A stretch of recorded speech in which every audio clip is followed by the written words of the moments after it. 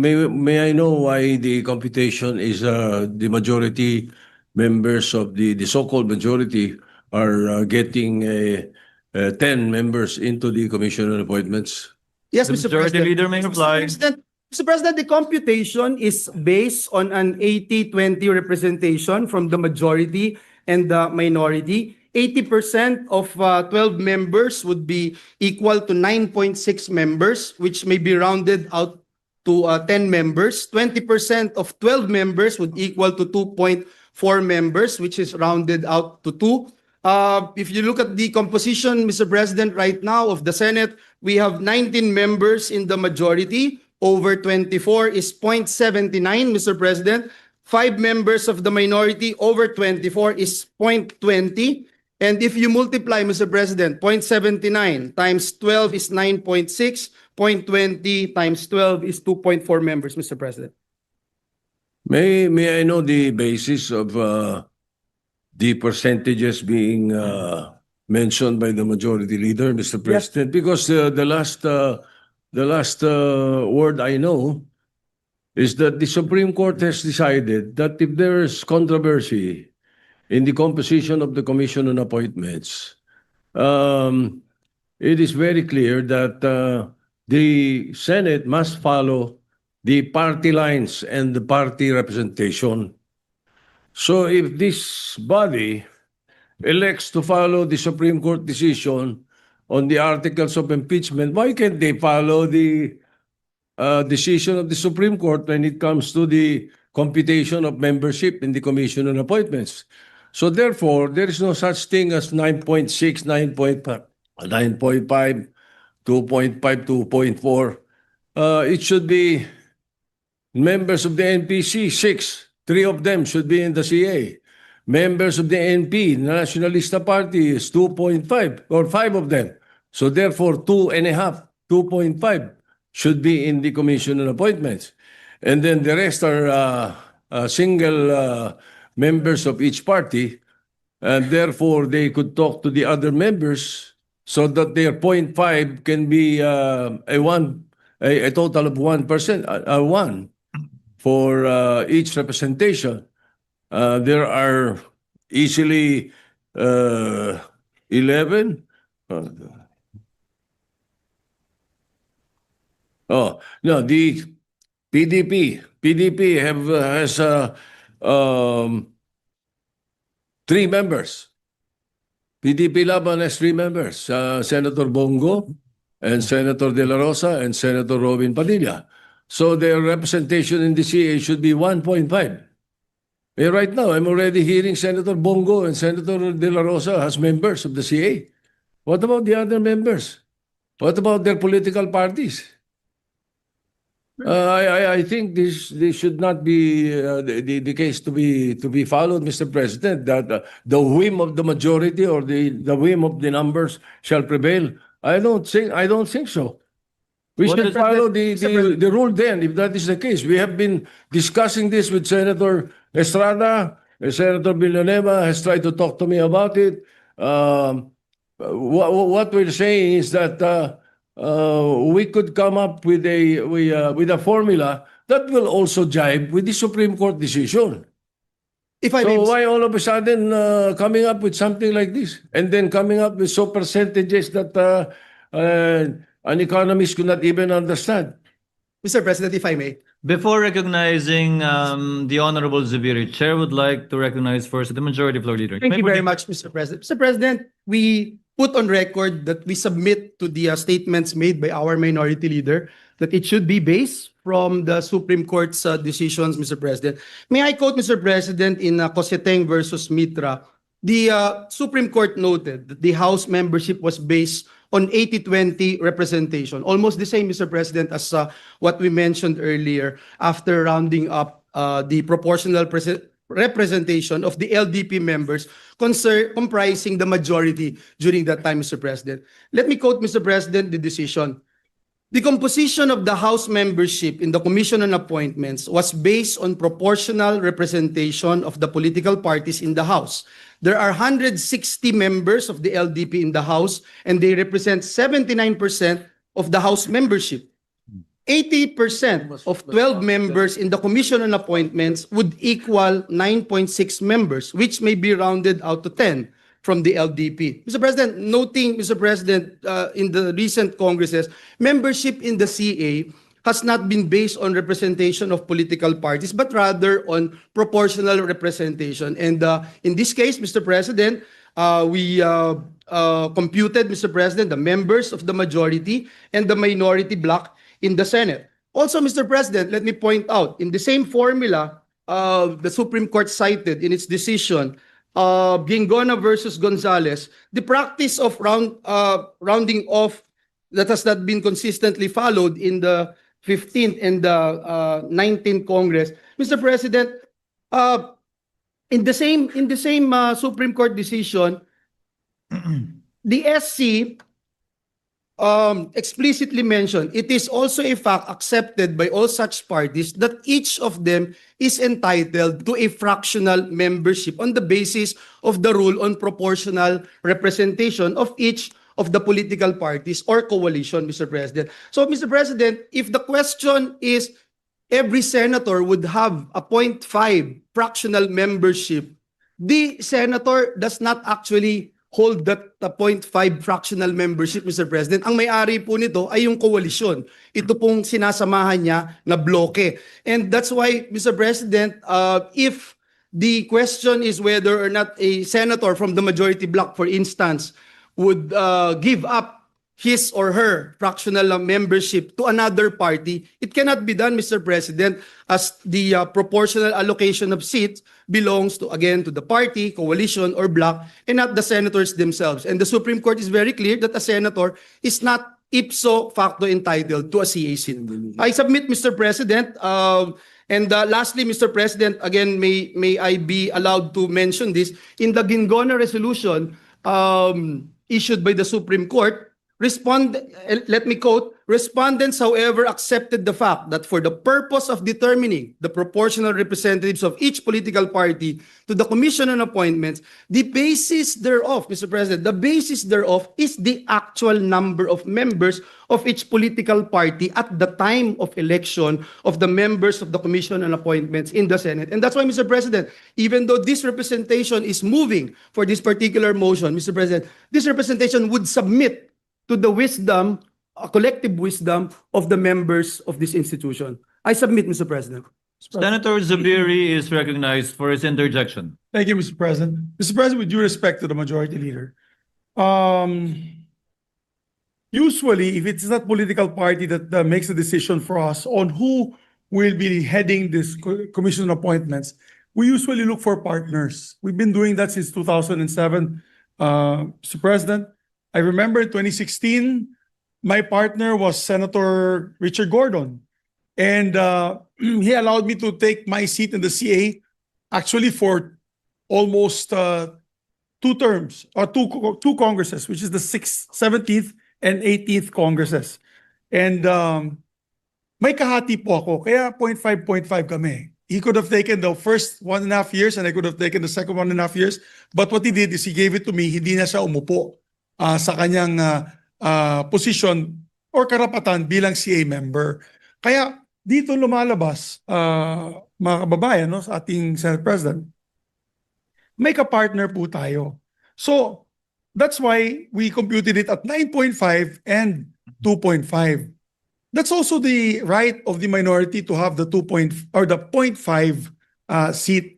Kaya nga sabi ko nga, Mr. President, maybe if we cannot get ourselves from that deadlock that there's a 0.5 seat, but we must at least recognize that the minority has the 0.5 seat. I mean, schematics lang yan eh. 0.4 yung sa majority, 0.6. Pero sa totoo yan, 0.5 yan, kalahati-kalahati yan, Mr. President. Because we share our seat with another member. That's how it is. That's the tradition. I know Senator Jinggoy is familiar with that. The Senate President is familiar with that. We just look for partners. In the time when I was Senate President, Your Honor, the Senate President, I gave my share actually to the Senate President, to Senator Chis Escudero, so that he'll have a full membership of the CA. Kasi kalahati ko siya. Wala akong kahati dahil ako yung presiding officer ng CA. So yung punto ko po dyan, Mr. President, Kawawa naman yung 0.5 seat ng minority. 0.5 na lang nga, tatanggalin nyo pa at ibibigay nyo pa sa iba. Papayag kami na may kahati po kami sa minority, sa majority. Yung minority sana, pabigyan na makaupo din. Whether it's the first half or the second half of the 20th Congress. But that would have been the more ideal situation, Mr. President. Na kung gusto nyo, ako pumapayag nga ako, mag-toss coin na lang. Para sa ganun, sinong uupo sa majority, sinong uupo sa minority sa first half and second half. But really, hindi natin matanggal na meron talagang kahati kami doon sa position na yan. Dati, nung panahon ni Senator, when I was Senate President, walang problema yung minority dahil dalawa lang po sila, Mr. President. So obviously, it was either Senator Coco or Senator Risa. Pero ito 5 po kami. So kung 5 po kami, that entitles us to about 2.5 seats in the CA. So yan lang pong apela natin, that by tradition, we don't have any problem like this because naghahanap po tayo na kahati. Kung wala po tayong kahati, di toss coin na lang po yung kalahati. Sinong upo muna at sinong upo huli. Pero you cannot rob us from that 0.5 right of us to be able to sit in the Commission on Appointments. Mr. President, Noted. With the So, permission of the President. minority leader, I am sorry I took his time. The remarks of the gentleman is noted. Mr. President. The minority leader is recognized. Thank you, Mr. President. We were expecting at least some kind of cooperation or acknowledgement of the members of the minority before the majority leader all of a sudden stands up. The members of the majority have been talking to us eh. Nakikipag-usap. Kanina lang, kinausap kami ng President Pro Tem. Ngayon, biglang titindig itong majority leader na biglang he will be ramming down our throats. 10 members of the majority, all of a sudden. We're expecting more cooperation and more better treatment for the minority because we're trying to our best to treat you as well. Because we can make it harder for you if this is what you want. Kaya we were expecting, something better. Konting pakisamahan naman dito, it's been that way since before. Pero kung ganyan ang gagawin natin, kasi the other members of the majority should know that ano lang to it's a matter of party representation And if we do that, if we follow the party representation, simple 6 NPCs, 3 upo. They decide sino 3. 2 po ang 5 ang Nationalista Party, 2.5. So may bakanting 0.5. Yung PDP laban 1 and 3. So 1.5. May isa at may bakanting 0.5. So pag pinagsama mo yun, 6 or 5. 6. And merong isang 0.5. And then there are 10 members who are either single members of the party or are independent. And in that case, 10 of them, 5 of them sits in the CA dapat. Yun ang dapat formula. Ganun lang kasimple dapat sana yung formula, Mr. President. Kung hindi naman, andun yung alternative formula which is majority-minority, okay. Pero we were expecting, the simple respect to the members of the minority na kinakausap naman kami. Hindi kami salimpusa dito. We can make this easy for you and we can make it also difficult for you. We leave it up to you, Mr. President. My objection stands. I don't think we should continue with the election until we have discussed this properly, Mr. President. What Mr. does the President, if I may, leader Mr. say? President, thank you, Mr. President. Mr. President, God is my witness. And we have been talking to the members of the minority. The minority leader even mentioned that we were talking to him, Mr. President, and the members of the minority. Senator Mig Zubiri, Senator Lauren Legarda is also aware of this for quite some time before the lull, Mr. President, during the order of business. Our Senate President Pro Temp again reiterated our request and our intention to actually move for this motion because, Mr. President, under the Constitution, the CA shall be constituted within 30 days after the Senate and the HOR shall have been organized with the election of the Senate President and the Speaker of the House.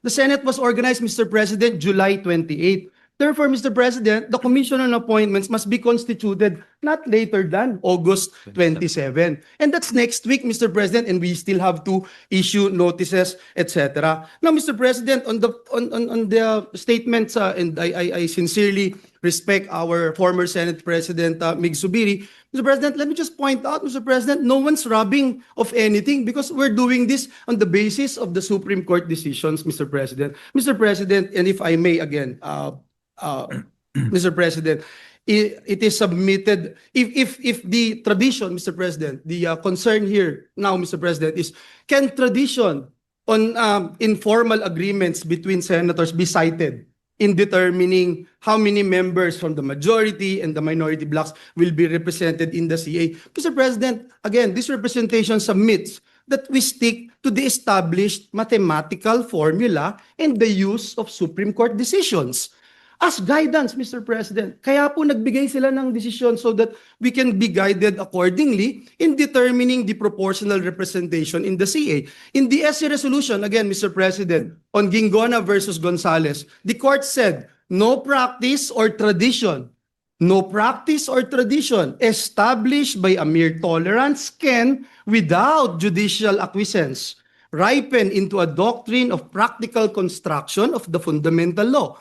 In the same decision, Mr. President, in the Gingona resolution, it also states, who decides the question of proportionality, Mr. President? Who decides? The power to choose who among them will sit as members of the Commission on Appointments belong to the Senate, Mr. President. And that's why, Mr. President, even this representation who made that motion will submit to the decision of every member of the Senate. And furthermore, Mr. President, in the Coseteng versus Mitra, the Supreme Court again pointed out the other political parties or groups, and I quote, other political parties or groups in the House, such as petitioners, kaiba, which is presumably the member also with the coalition majority. Ang sabi po ng Supreme Court, are bound by the majority's choices.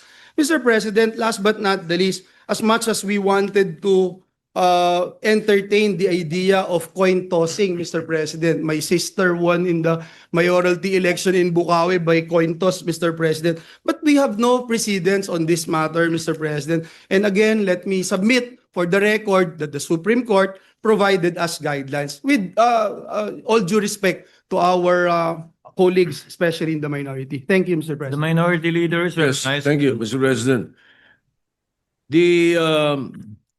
The Gingona versus Gonzales issue should be the prevailing, not the Mitra or Coseteng versus Mitra, as mentioned earlier by the majority leader. The interpretation of Constitution Article 6, Section 1, Section 18 is very clear. Basis of proportional representation from political parties and party organizations. Ang linaw nun eh. Walang sinasabi itong majority and minority. Mr. President, if I may, I believe The the majority party, leader the is party organization is the minority and the majority. And I submit again, Mr. President, hindi po ako magmamagaling-galingan or magsasabing eksperto dito, but nais ko, Mr. President, na isubmit itong aking posisyon sa body, Mr. President, at maging sa mga kasama natin dito sa bulwagang ito, Mr. President. Mr. President, di mo pwedeng sabihin yung laman ng Constitution ng parties, organizations, meaning majority and minority. That is a very poor interpretation, Mr. President. Ang linaw eh. The basis of proportional representation from the political parties and parties or organizations registered under the party list system represented therein. Hindi ko makikita yung majority-minority doon, Mr. President. So I think kung sa mga simple membership ng mga committee, kinukonsulta members ng minority, kinukonsulta bawat member sila, bakit hindi sa napaka-importanting body like the Commission on Appointments? But hindi makakonsulta? The President pro tem was talking to us about it just a few minutes ago. That's the point, Mr. President. Bakit ganito?